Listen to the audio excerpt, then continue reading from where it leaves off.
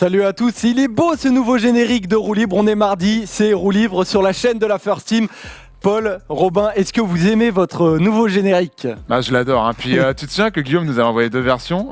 Finalement, je préfère celle-là, qui était beaucoup plus terre à terre, on va dire. Il y a eu une grande séance photo, franchement. Tout à fait. Il est parfait comme elle ça. Elle était exceptionnelle.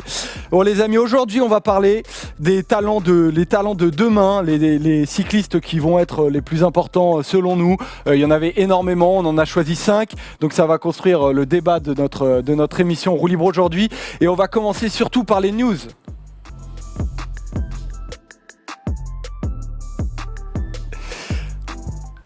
Et pour ceux qui ont veillé tard la nuit dernière, bon tard, c'est minuit et demi en gros. Minuit, et ceux qui ce matin se sont réveillés en regardant les sites d'actualité, eh bien... Julien Alaphilippe a remporté l'étape de la deuxième étape du Tour San Luis. Du Tour San Juan qui est avant le Tour San Luis, ça y est, depuis 2 ans. Tu as raison Paul.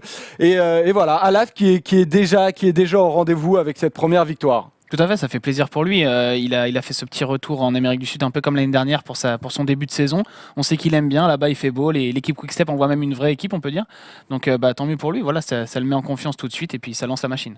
Une vraie équipe avec notamment un gros travail de Remco Evenepoel, Paul. Ouais, c'est fou de voir ce jeune coureur. On en parlera beaucoup plus tard dans l'émission. C'est un de nos 5 coureurs, effectivement. Voilà, sur lui, je dirais juste que ce gars-là n'était pas capable d'aligner 175 km en course il y a encore 6 mois.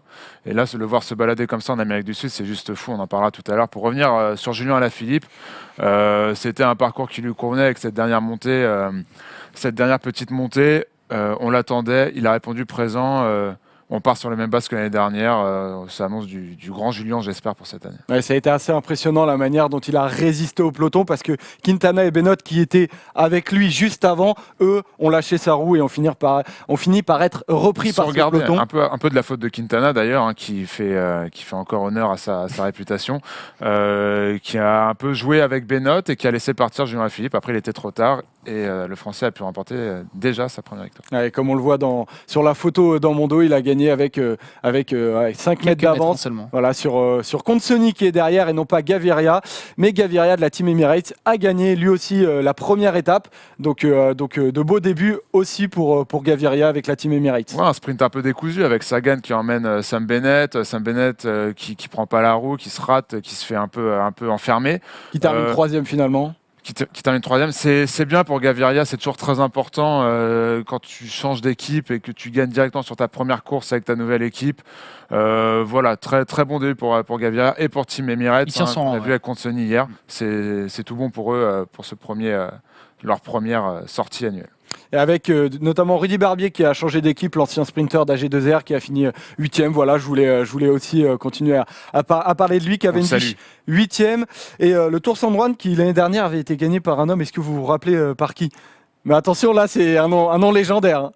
Par Oscar Sevilla. C'est quand même, moi non plus, j'avais complètement oublié, mais c'est assez improbable. Mais Oscar Sevilla avait gagné le Tour San Juan l'année dernière, et donc c'est la 3e édition avec quelques beaux noms, Quintana, Carapaz, Benoît. Donc on va continuer peut-être à veiller le soir pour regarder le Tour San Juan. Ouais, puis ça c'est une bonne mise en jambe avant le Colombia Oroipaz dans quelques jours, donc c'est très bien. Ça nous remet dans le jus direct. Avec donc on a parlé de Gaviria, on va parler de son ancien coéquipier à la Quick Step, qui est désormais la Deceuninck. Il faut bien le dire. Deceuninck, voilà, va falloir s'y habituer à ce nouveau nom. Elia Viviani qui a gagné la Cadel Evans Race devant Caleb Ewan et Daryl Impey. Ouais, que dire, à part que cette course est quand même une course World Tour, n'a pas grand intérêt. Elia Viviani montre qu'il est très en forme depuis le début de la saison. Je reviendrai plus tard sur Caleb Ewan, on en parlera en fin d'émission tous les 3. Voilà, que dire de plus, sprint maîtrisé par un Viviani qui est supersonique, qui repousse hélas Ewan encore aux places d'honneur chez lui. voilà, bravo à l'Italien. Avec notamment un beau travail de Michael Morkov. On a l'impression que les deux, ça commence à bien marcher. C'est ça, tout à fait. Je pense que de plus en plus, Viviani prend la mesure du train Quick-Step. On avait déjà vu l'année dernière, il avait été prolifique. Donc il part sur les mêmes bases. Et c'est un coureur qu'on a l'habitude de voir en forme dès le début de saison. Il a besoin de gagner le plus possible. Donc là, voilà, il tient son rang, même si tu parles de Caleb Ewan, Paul, mais il n'y avait pas grande concurrence à part Ewan. On voit Impey qui fait 3e d'un sprint massif. Ah, mais Daryl Impey qui commence peut-être. C'est vilain quand même. C'est ça, voilà. Je comprends pas le classement de cette course.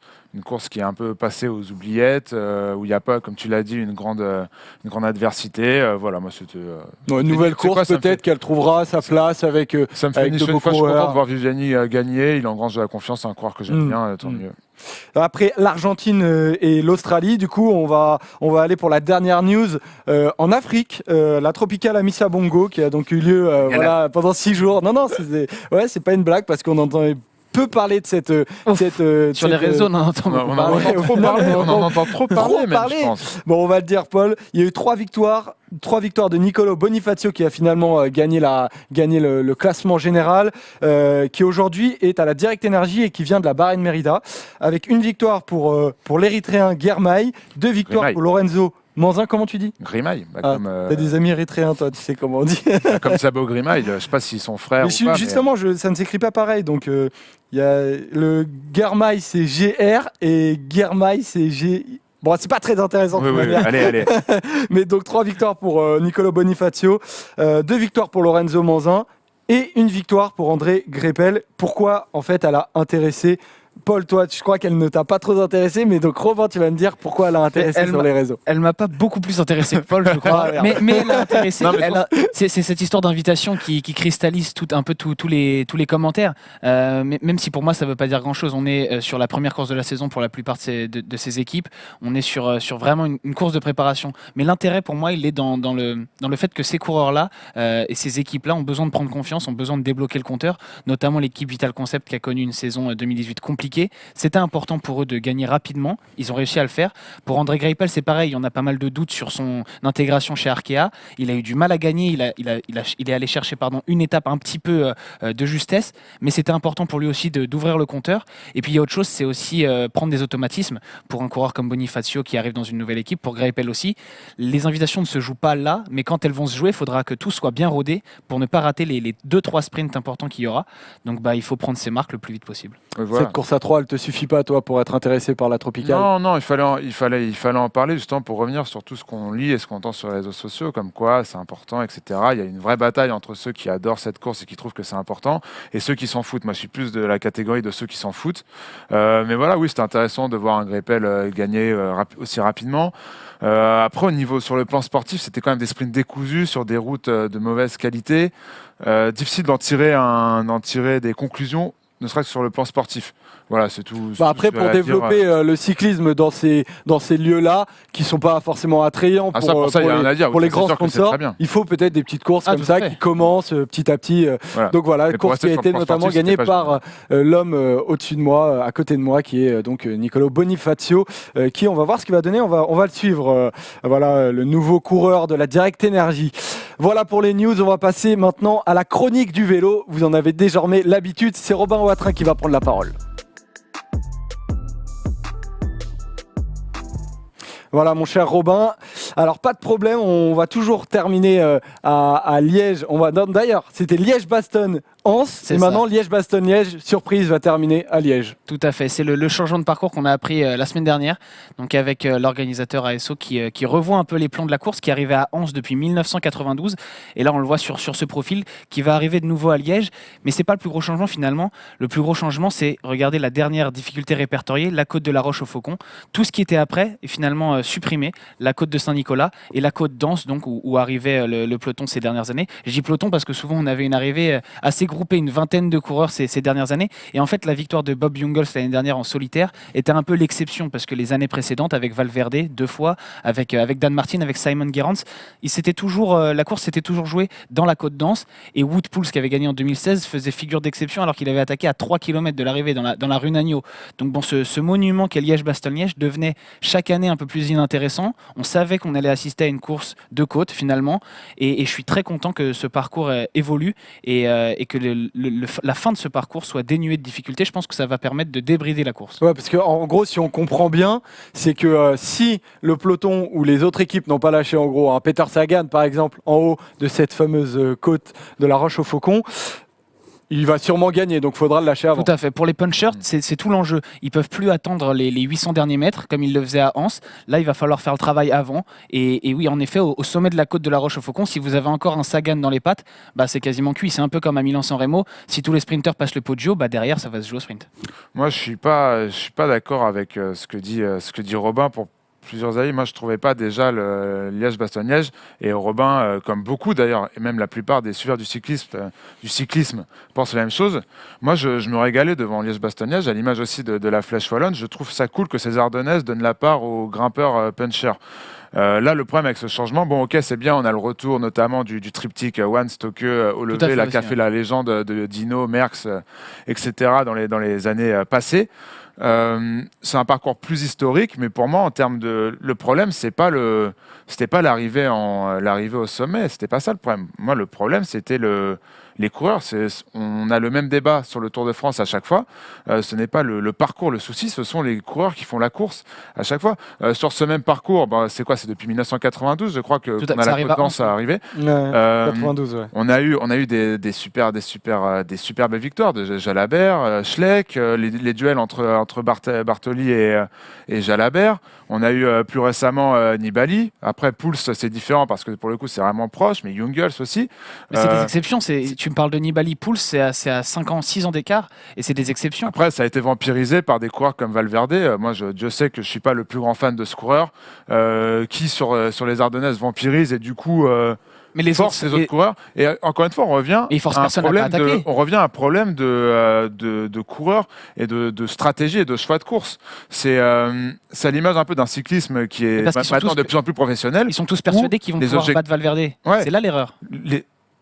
L'erreur, c'est que mais Valverde a été battu par comment il s'appelle, par Gerrans notamment. Tout à fait, mais si on attend la Côte d'Anse, il y a quand même de gros risques de perte face à Valverde, et ça s'est présenté 2 fois sur 3 finalement. Oui et non, parce que regarde, l'année dernière, Jungels part de loin, mais Valverde n'était pas le meilleur derrière. Valverde a eu son temps sur Liège-Bastogne-Liège, mais a aussi été battu à son prime. Et je te citais Gerrans il y a quelques instants. Non, pour moi, le problème de Liège-Bastogne-Liège, je pense que la course sera plus ouverte avec ce nouveau parcours, mais je pense surtout que c'est aux coureurs de faire la course. Il faut leur donner le bon parcours pour le faire.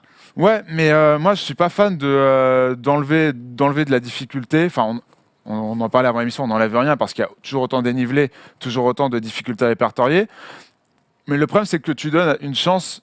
Tu vois, moi je pensais à des Barguil qu'on a vu briller sur Liège-Bastogne-Liège, à des Bardet, des Dan Martin.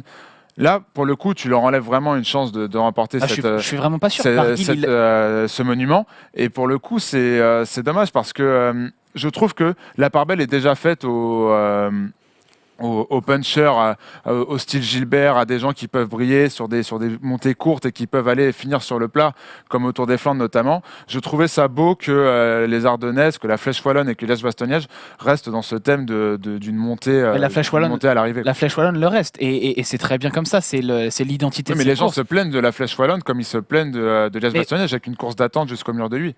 Alors, avec la Flèche, il faut l'accepter parce qu'elle a toujours été comme ça, elle le restera. Pour Liège, on n'a pas toujours eu ce scénario stéréotypé qui se jouait dans les 800 derniers mètres. Et je pense qu'elle on avait d'autres coureurs avant. C'est pour ça qu'avant 92, on avait quand même une génération de coureurs, de Merckx à Hinault, en passant par Argentine. Mais il faut s'adapter à ces coureurs. Vraiment d'autres types de coureurs. Maintenant, on a d'autres coureurs. Et même ce parcours fonctionnait bien. On en parlait tout à l'heure. Oui, mais on ne t'apprend rien. On te dit que le cyclisme est de plus en plus cadenassé.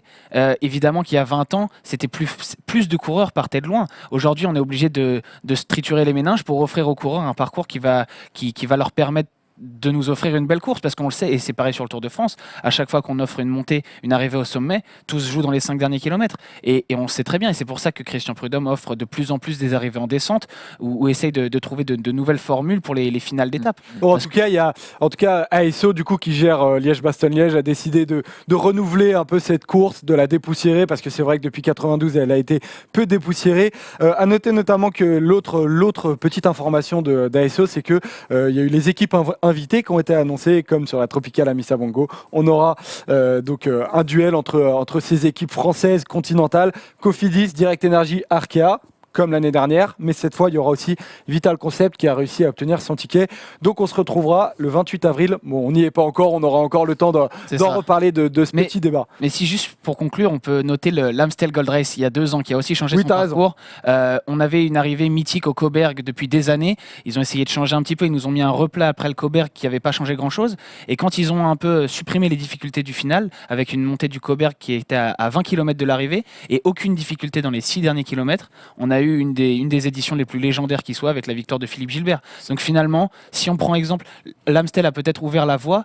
Peut-être que Liège, ça ne fonctionnera pas dès cette année, mais je pense vraiment qu'ils suivent le bon chemin. On rajoutera du spectacle dans les 50 derniers kilomètres plutôt que dans les 3, 4, 15 kilomètres, mais on enlève la possibilité à certains profils de coureurs de remporter un monument. Certains profils, c'est français. Grimpeur. Ça peut être un Martin, même un Valverde aura plus de mal à l'emporter sur ce genre de parcours. Ça peut te plaire, ça. Moi, ça, on verra bon, comment ça donne. On se retrouvera. Pour terminer, dis-moi. Pour terminer là-dessus, Robin a raison, ça rajoutera du spectacle plus longtemps avant l'arrivée qu'il n'y en avait. Peut-être que veulent aussi les télés, c'est peut-être ce qui fait aujourd'hui la différence. On se retrouvera donc le 28 avril pour Liège-Bastogne-Liège. Quant à nous, on continue l'émission avec un débat sur le top 5 des coureurs de demain.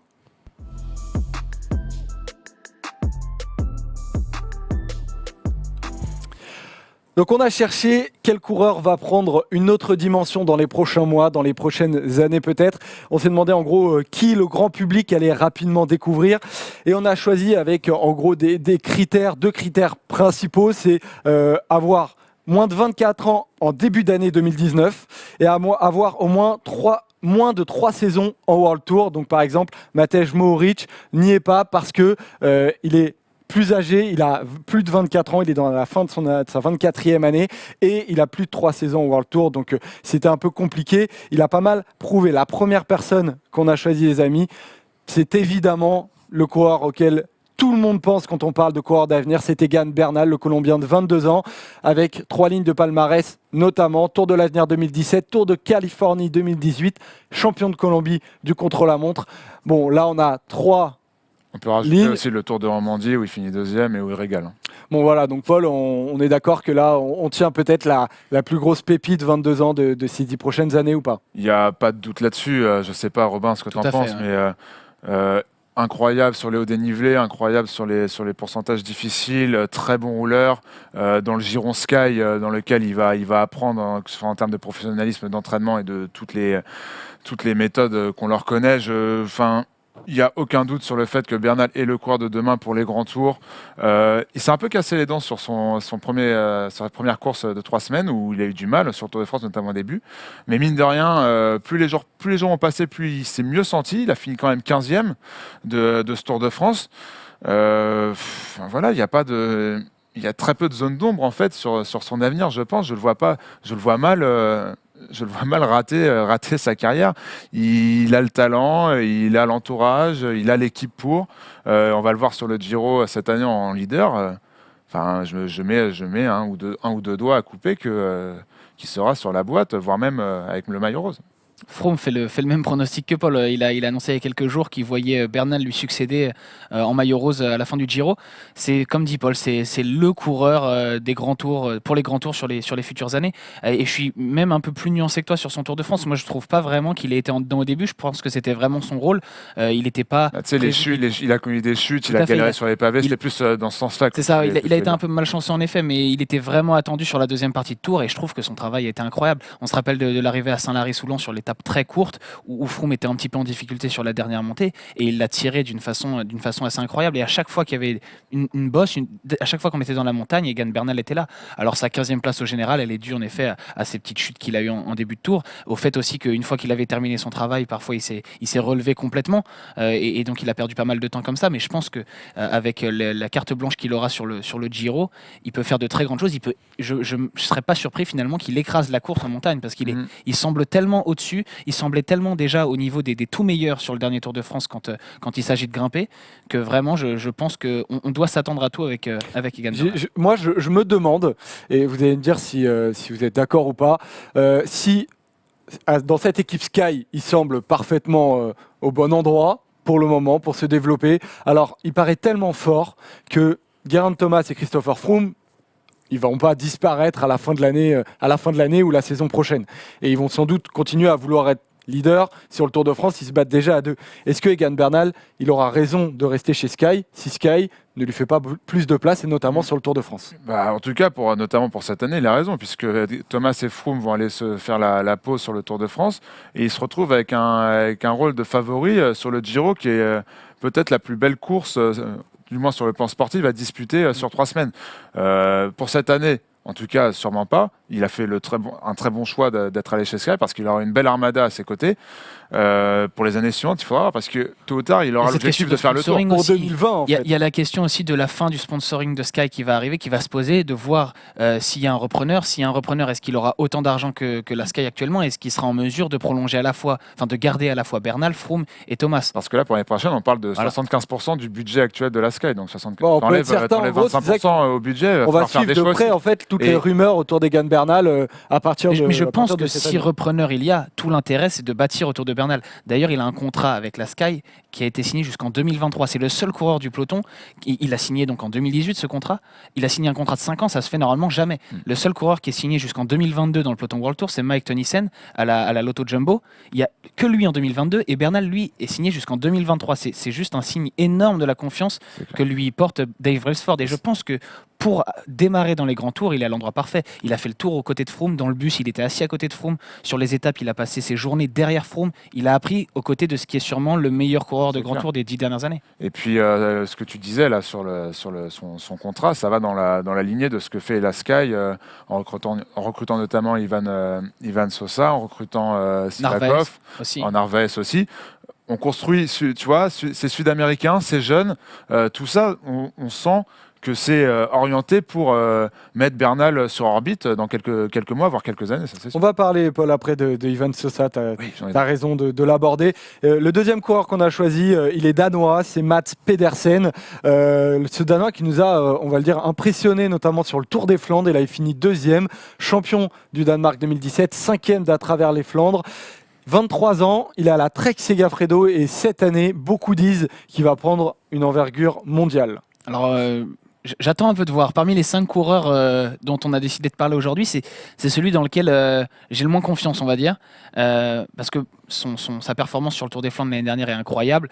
Son mano à mano avec Niki Terpstra dans le final était vraiment très enthousiasmante. On ne l'attendait pas là et on en a profité. Mais si on regarde, il a fait une grosse semaine dans sa carrière pour l'instant. C'est cette semaine du Tour des Flandres où il fait aussi 5e d'à travers la Flandre quelques jours avant. Et à part ça, j'ai envie de dire, pour l'instant, on n'a rien vu d'autre. Sur Paris-Roubaix, il a été un peu plus discret. Alors, on sait à quel point c'est compliqué d'être performant sur Paris-Roubaix, surtout pour un jeune coureur qui ne connaît pas très bien la course encore. Mais remporter le chrono du Tour du Danemark, pour moi, ça ne veut pas dire grand-chose. Donc, j'attends de voir sa deuxième campagne de classique et de savoir si c'était un feu de paille, un coup d'une fois, ou si ça peut se reproduire. Après, moi, je l'avais vu impressionnant l'année dernière sur les Radson Tour. C'était une petite course sans prétention en Australie, mais j'ai regardé, j'avais vu cette très belle victoire d'étape d'un gars avec un maillot de champion national, et j'ai commencé à m'intéresser à ce mec-là, champion national du Danemark, dans une course où il y a quand même des Valgren, des Kragh Andersen. C'est pas rien non plus, ce n'est pas à minimiser. Sur le Tour des Flandres, il a 23 ans, quoi. Sur le Tour des Flandres, il a été impressionnant puisqu'il arrive presque à s'accrocher, enfin je dis presque entre guillemets, à s'accrocher à la roue de Terpstra alors qu'il était en échappée depuis 50 km. Moi, je serais moins inquiet parce que pour un coureur avec ce profil-là, qui est plus à l'aise sur les courses d'un jour, qui est plus à l'aise sur les courses d'une semaine avec très peu de dénivelé, je pense qu'il faut plus de temps, plus d'expérience pour vraiment arriver à son prime et arriver à performer sur des courses où déjà c'est cadenassé par les grosses équipes et il n'est pas dans une grosse équipe de classique et qui en plus sont maîtrisés par des coureurs de talent que sont les coureurs de la Quick Step, anciennement Terpstra, Lampard, Gilbert, les Sagan, tous les mecs qu'on connaît. C'est beaucoup plus difficile de briller dans ce genre de course avec ce genre de profil. Complètement. En tout cas, Robin, je dis juste ces prochaines courses pour montrer à quel point Trek veut en faire un coureur de classique pur. Alors il va être mis sur l'étoile de Bessèges début février, mais derrière il va enchaîner l'Omloop, Kuurne-Bruxelles-Kuurne, l'E3, Gand-Wevelgem, Dwars-Dour, Vlaanderen, merci aux Flandriens d'avoir autant de courses, la Ronde Van Valdren, Paris-Roubaix, et en fait après la prochaine course sur laquelle il est inscrit, c'est la Vuelta. pour dire à quel point il tourne totalement sa saison. Pour le moment, en tout cas, officiellement. Oui, c'est ce qu'on attend de lui. On attend de le voir sur ces courses-là. Après, comme tu le dis si bien, Paul, l'année dernière, il est en échappée, il s'accroche à la route Terpstra. C'est un peu le même scénario que Sylvain Dillier sur Paris-Roubaix avec Peter Sagan. Il résistait quand même à la. Tout à fait, c'est une performance incroyable. Mais ça ne veut pas dire qu'il est capable de faire podium sur le Tour des Flandres chaque année. Il l'a fait avec des circonstances un peu favorables quand même.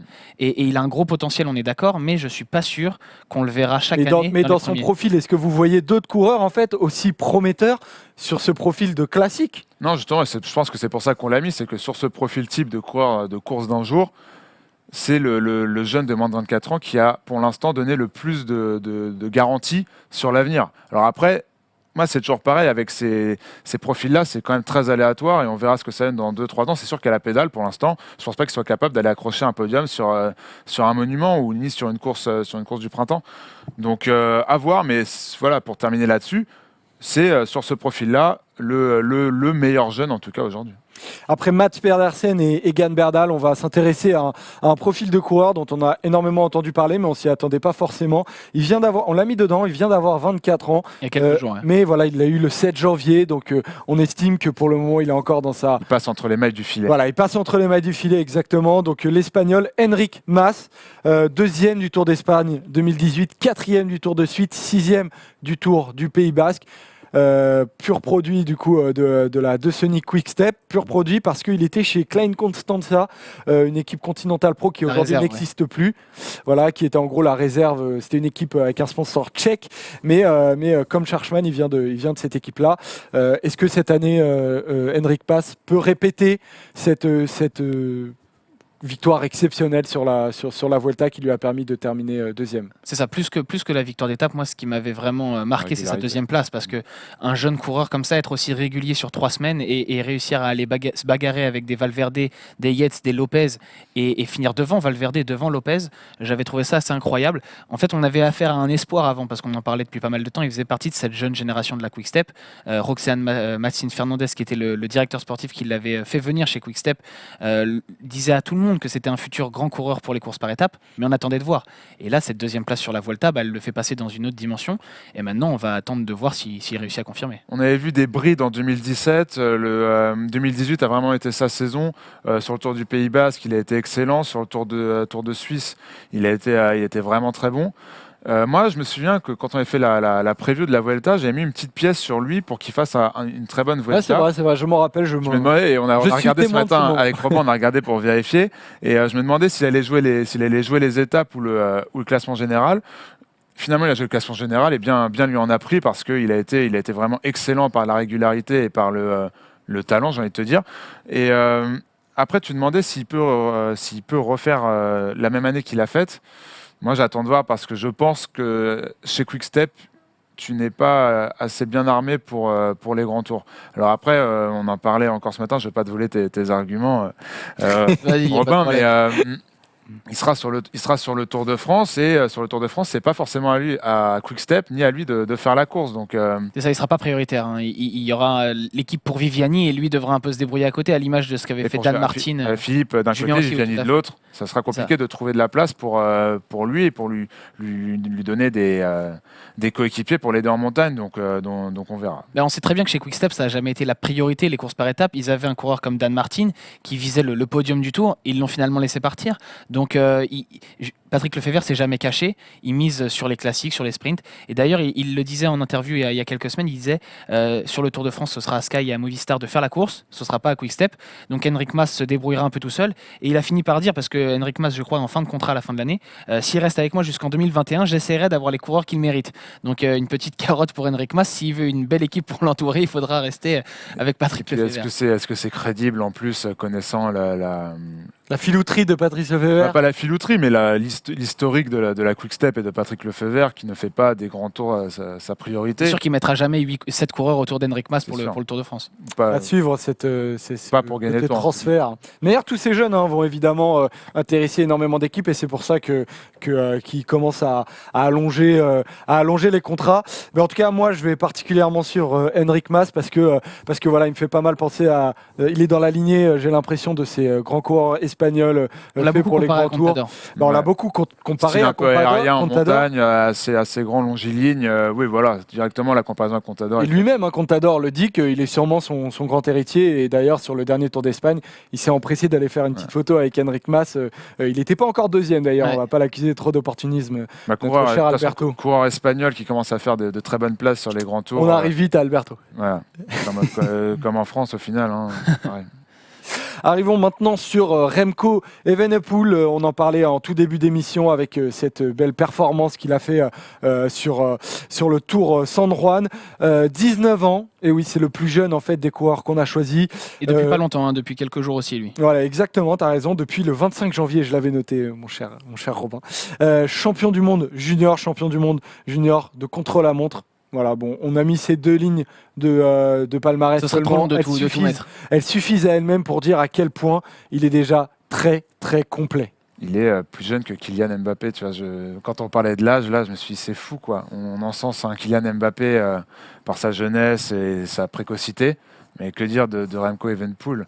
Il y en a de plus en plus, Paul, à travers les sports d'ailleurs. Tu parles de Kylian Mbappé, mais Luka Doncic aussi en NBA, des gamins comme ça qui ont un mental exceptionnel, alors qu'on sait qu'à ce niveau-là, ils sont tellement. Doncic est dans la même lignée que ces deux gars-là. C'est fou d'un mec qui n'a fait aucune course espoir, qui a tout raflé chez les juniors, mais les chiffres sont aberrants. Moi, je n'en citerai qu'un. C'est l'écart qu'il a mis au deuxième sur le championnat d'Europe junior de contre-la-montre, où il relègue le deuxième, le dauphin, à 9 minutes et 44 secondes. Enfin, je ne sais pas si vous vous rendez compte, c'est assez fou. Non, on a que dire de Remco Evenepoel. Ne pas aller trop vite, ne pas en attendre trop rapidement. Voilà, le cyclisme est un sport très compliqué.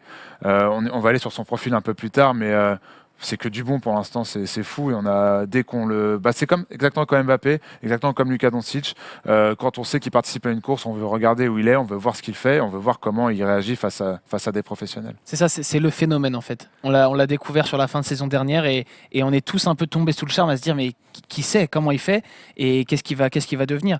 Si on cite d'autres chiffres, il a gagné en 2018 33 des 49 courses qu'il a disputées.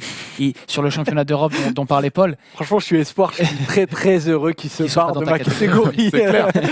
Le championnat d'Europe dont parlait Paul, il a mis un tour à tellement de concurrents qu'il les a éliminés. Il y a 110 coureurs qui sont disqualifiés et seulement 51 coureurs classés. Ça fait tellement de la peine quand un mec il les double comme ça, ils sont éliminés, c'est horrible. Ouais, puis pour un mec qui faisait du foot encore à 17 ans, quoi. Il y a 2 ans, pas mauvais d'ailleurs. On lui présageait une carrière de footballeur presque professionnel, voire professionnel. Capitaine des U17 de l'équipe belge, donc c'est pas juste dans un club, il était vraiment au centre de formation du PSV, donc c'est ça. C'est assez fou. Il a en plus Quick-Step s'est dépêché de le signer parce que après ses performances de la deuxième partie de saison, après notamment le championnat d'Europe, beaucoup d'équipes sont placées. Sky était sur les rangs et Patrick Lefebvre s'est dépêché, mais il a dit faut pas lui mettre la pression. Il a prévenu le jeune Remco. Il lui a dit si ça se trouve tu gagneras pas pendant les 2 prochaines années. Il faut pas t'inquiéter, ça viendra après. Et finalement on voit que alors on va pas s'emballer trop vite, mais déjà à San Juan cette semaine, il répond présent, il est pas du tout ridicule. Donc, ce que je disais tout à l'heure, quoi. Pour un mec qui pouvait pas faire une course de 175 km il y a 6 mois,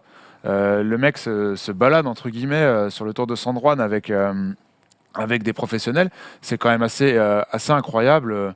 Franchement, pour l'avenir, ça risque de faire très très très mal. On parle du nouveau Eddy Merckx. C'est ça. Nous emballons pas. On attend juste finalement de voir son profil plus précisément. Il a un peu le gabarit de Julien Alaphilippe, 62 kilos, un peu puissant, râblé. Lui, il dit qu'il rêve de grand tour. Donc en fait, les prochaines années vont permettre d'affiner tout ça. C'est un excellent rouleur. C'est quelqu'un aussi qui vise les grands tours. Bizarrement, c'est assez étrange pour un Belge, et c'est aussi assez intéressant de voir un Belge avec ces ambitions-là. Moi, j'ai envie de voir ça, et je pense que, comme tu l'as dit, il a encore l'âge de, entre guillemets, pouvoir choisir son profil, et il a le gabarit pour performer en haute montagne. C'est déjà un excellent rouleur. De ce que je vois maintenant, de ce que j'ai vu de lui sur ses premières années de compétition, il peut être un prétendant sérieux au Grand Tour si sa formation se passe toujours aussi bien, il peut être un prétendant sérieux au Grand Tour dans quelques années. Après le Tour San Juan, il ira sur le Tour de l'Algarve et sur le Tour émiratique. Et les deux tours ont fusionné, on le rappelle. Et donc, il y sera fin février. Donc, évidemment, après, il fera une grosse pause de un mois. Voilà, on sent aussi qu'il est pas mal protégé et il sera de retour sur des classiques belges. J'espère ne pas voir trop de tours au World Tour non plus parce que ça sert à rien. Je ne veux pas le voir sur les classiques, sur les grosses classiques. Non, il est sur des petites classiques. Sur des gros tours d'une semaine ou même de 3 semaines. Voilà, il sera sur la Danilit Nokere Coers. Voilà, il n'y a pas besoin de l'envoyer sur des courses de 250 km pour le moment.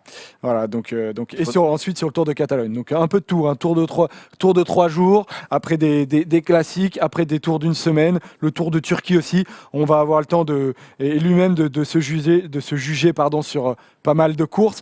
Le dernier coureur qu'on a choisi, c'est un coéquipier désormais d'Egan Bernal. C'est Ivan Sosa, le Colombien de 21 ans, qui, à la surprise générale, a gagné le Tour de Burgos 2018, 6e du Tour de l'Avenir 2018, deux top 3 sur le Tour des Alpes. Il a signé chez Sky.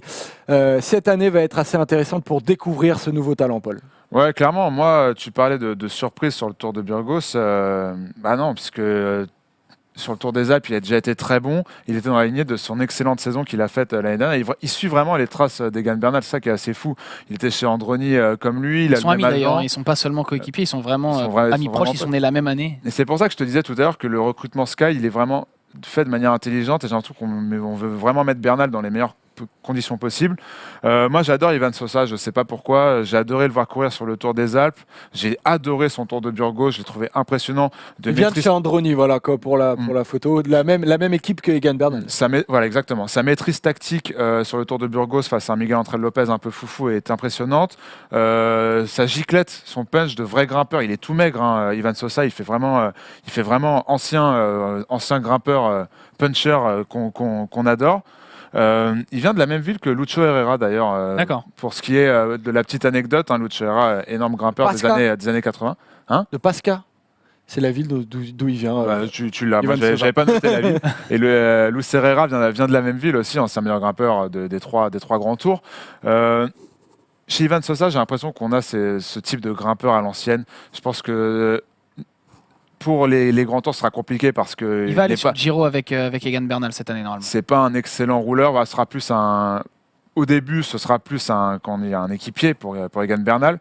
Mais je trouve qu'en montagne, il est déjà au niveau des meilleurs grimpeurs du peloton à seulement 21 ans. Je trouve ça impressionnant. Moi, je vous le dis, j'ai été un peu déçu qu'ils choisissent la Sky parce que je trouvais que la Sky avait le matos déjà pour accompagner Egan Bernal ou d'autres, notamment Gegenhardt. Sur le Tour de Californie, il avait parfaitement amené Egan Bernal et je trouvais que c'était le coéquipier parfait pour lui. Et je trouve que Ivan Sosa, il avait donné un accord à la Trek et je trouve qu'il aurait dû aller au bout de son accord, pas forcément pour une question de valeur ou quoi, mais juste parce que je trouvais ça intéressant en fait qu'il soit à côté notamment de Richie Porte. Je trouve ça dommage qu'il ait choisi la Trek. Je crois que c'est le côté relationnel aussi qui l'a fait aller chez Sky parce qu'il est très ami avec Egan Bernal. Ils ont gagné le Tour de l'Avenir ensemble sur tous les stages de pré-saison qu'il y a eu là chez Sky. Ils étaient en chambre ensemble et il s'est dit que son adaptation serait beaucoup plus simple chez la Sky, d'avoir un ami qui est là depuis un an et qui vous accueille et qui vous permet bien sûr, ça, en tout cas, ça se comprend bien. Ça se comprend, mais moi, après, d'un point de vue observateur, tout à fait. J'aurais bien aimé le voir chez la Trek, comme ça contrebalançait un peu, et peut-être le voir se battre des fois avec, être en compétition avec Egan Bernal, j'aurais bien aimé, voir ce qu'ils valent l'un contre l'autre. Et lui-même en plus, et il avait dit quand il était chez Androni que le voyage et l'arrivée en Europe était un peu compliqué pour lui. Donc heureusement, Gianni Savio chez Androni connaît très bien les coureurs sud-américains. Il en a eu des dizaines chez Androni. Vous aviez fait un article pas mal intéressant. Tout à fait. Sur Chronique du vélo, on avait fait un portrait d'Ivan Sosa avec Gianni Savio qui nous en parlait très bien et qui nous disait que lui, dans sa gestion des coureurs sud-américains, les laissait retourner très souvent au pays, s'entraîner là-bas sur des blocs d'1 ou 2 mois parfois. Gianni Savio qui est en gros le directeur sportif, le manager, c'est ça. Tout à fait. Et donc il espérait garder Ivan Sosa un peu plus longtemps, mais il nous disait aussi que Sosa est un coureur très respectueux des consignes et très réfléchi finalement. L'année dernière, après son excellent Tour des Alpes, beaucoup demandaient à ce qu'on voit Sosa sur le Giro. Gianni Savio était allé le voir, lui avait dit il faut pas que tu fasses le Giro cette année, c'est trop tôt. Et Sosa avait pas bronché, il avait dit parfait, si vous pensez que c'est mieux pour moi, je alors je suis cette indication. Et il n'avait pas fait le Giro, donc il va découvrir cette année les courses de 3 semaines. Et je pense vraiment que pour Bernal, c'est aussi très important d'avoir un coureur comme ça à côté de lui, parce que ni Froome ni Thomas n'allaient se mettre à la planche pour Bernal sur n'importe quelle course, parce qu'il y a une question de statut, une question d'âge aussi, que Froome et Thomas vont pas être là éternellement. Donc là, Sky est en train de bâtir la garde rapprochée de Bernal, parce qu'ils savent ce que Bernal peut faire dans les années à venir. Donc finalement, je trouve ça très intelligent. Ça va être assez intéressant, Paul, de voir le Tour de Colombie aussi. Avec le Tour de Colombie, c'est là où je l'ai vraiment découvert. J'ai découvert à très haut niveau l'an dernier. Pour finir sur Sosa, tu parlais de l'intelligence, du recul déjà qu'il avait sur notamment sa non-participation au Giro. Ça se retrouve aussi en course. Je recite encore le Tour de Burgos où j'ai vraiment trouvé sa tactique de course vraiment maligne, que ce soit l'étape où il va rechercher Miguel Ángel Lopez, où il part à 800 mètres de l'arrivée. Pareil, l'étape où il est avec Lopez sur la dernière étape du Tour de Burgos et qu'il attaque à 800 mètres, vraiment, c'est réfléchi, c'est malin, c'est bien fait et il a cette giclette pour faire des différences en montagne. J'ai hâte de voir ça sur des plus grosses courses. Un vrai coureur de télévision. On va voir clairement, nettement que voilà, il a de la force et qu'il peut faire du bien au spectacle. Voilà, on a parlé de ces 5 coureurs-là. Est-ce que vous aviez un petit coureur que vous auriez bien aimé voir très rapidement? On n'a pas cité les sprinters, Odeg notamment, Jacobsen. Chez Quickstep, j'aurais cité Jacobsen. Jacobsen. Peut-être même pas complètement sprinter, plus hybride, plus déjà à l'aise sur les pavés. Moi, j'attends beaucoup de lui cette année. Ackermann qui a 25 ans, donc c'était un peu compliqué. Toute cette génération de sprinters allemands avec Walscheid, Bauhaus, etc., qui risque de faire quand même assez mal cette année et encore plus dans les années à venir. Et si on regarde d'ailleurs sur les coureurs qu'on n'a pas cités, on a déjà cité dans nos 5 noms Philipsen. 2 coureurs de Quick-Step, 2 coureurs de Sky, et il y en a encore en réserve dans ces deux équipes. Et tu parles de Fabio Jacobsen qui est lui aussi chez Deceuninck. Odeg est également chez Quick-Step, Narvaez est chez Sky. Sivakov voilà. aussi. Ces 2 équipes-là ont vraiment vampirisé. Mais qui ont des problèmes d'argent, donc peut-être que voilà, le cyclisme va s'équilibrer un petit peu. Donc toutes ces pépites, dites-nous si en commentaire, si vous avez des noms qu'on a oubliés, si certains vous pensez qu'on a raison, tort, n'hésitez pas à commenter là-dessus. On va terminer l'émission avec les bonifications.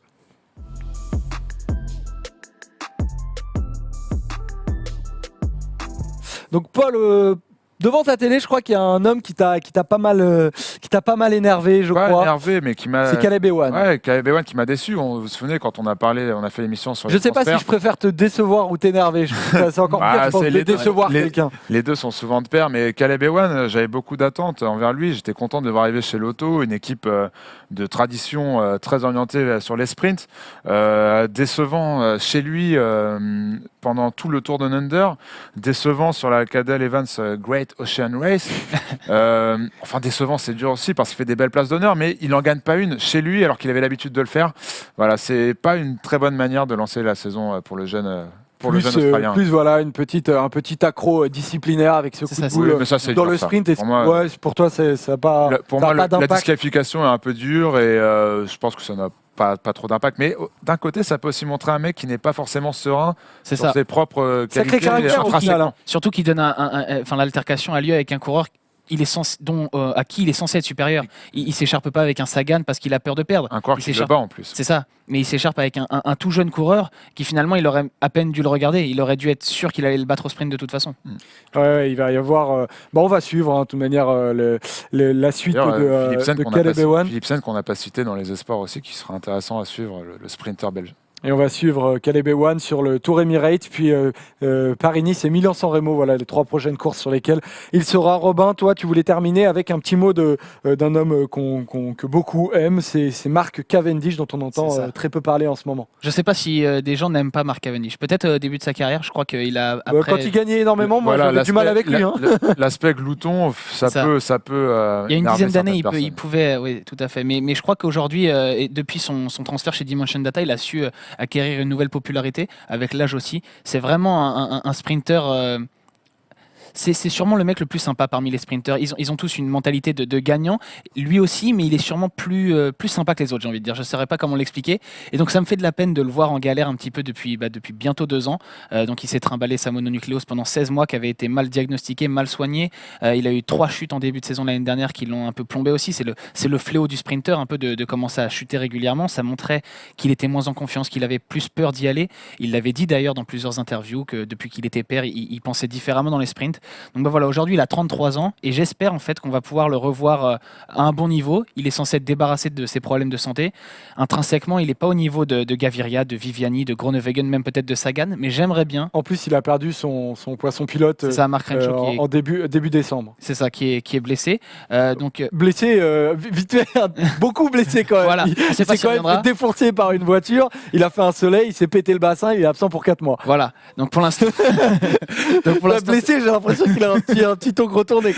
Pour l'instant, c'est donc Bernard Heisel qui lui emmène les sprints, son très vieux coéquipier, son très ancien coéquipier depuis plus de 10 ans. Mais c'est vrai que perdre Mark Renshaw, déjà, ça joue un peu dans les automatismes. Mais bon, j'ai juste l'espoir que Mark Cavendish réussisse à nous regagner une dernière étape du Tour de France pour partir.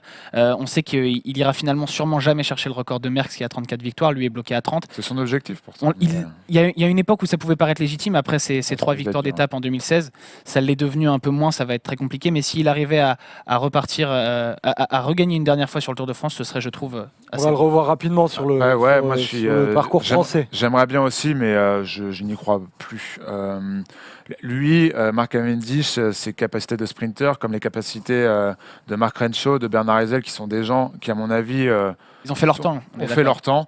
C'est un sprint peut-être d'une autre époque, plus l'époque d'aujourd'hui avec les jeunes fusées qu'on voit arriver. Ce sera très dur pour Mark Cavendish de briller cette saison. Bon, en tout cas, il a signé quand même jusqu'en 2019 à la Dimension Data, qui lui fait toujours autant confiance. C'est un personnage après, c'est un personnage charismatique. Et on ne sait pas de quoi sera fait l'avenir pour lui. Ça se trouve, c'est sa dernière année. Donc il a 33 ans, il en aura 34 la saison prochaine. C'est pas dit qu'il prolonge éternellement. Donc ce serait beau s'il pouvait partir sur un beau succès. Voilà, on va suivre rapidement, pas rapidement d'ailleurs, on va suivre tranquillement la suite de la saison de Mark Cavendish et de tous les hommes qu'on a cités. Messieurs, merci à vous. Merci à toi, Joseph. Et puis on va évidemment se retrouver tous les mardis, on le rappelle, sur YouTube, sur la chaîne de la First Team. Abonnez-vous, dites-nous en commentaire les émissions que vous voulez voir. En tout cas, nous, on a en stock un top 10 des transferts de la saison 2019 et une émission sur Jalabert. N'hésitez pas à regarder et à nous donner vos retours. Ciao les gars.